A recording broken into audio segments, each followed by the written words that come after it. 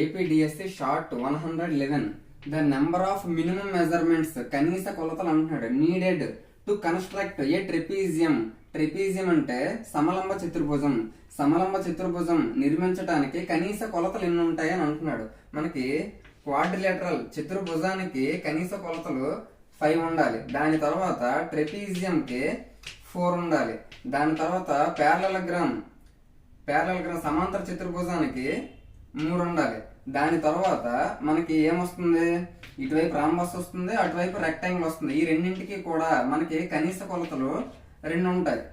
ఆ తర్వాత లాస్ట్ లో ఈ రెండింటితో ఏర్పాటయ్యే చతురస్రం ఉంటుంది కదా, స్క్వేర్. ఆ స్క్వేర్ కి కేవలం ఒకే ఒక కనీస కొలత ఉంటే చాలు. మనకి ఇప్పుడు అడిగింది ఏంటి, ట్రెపీజియం అడిగాడు, సమలంబ చతుర్భుజం. మరి ట్రెపీజియానికి కనీస కొలతలు ఎన్ని ఉంటాయి అంటే 4 ఉంటాయి. 4 ఎక్కడ ఉంది? Option 1 is the correct answer. Thank you.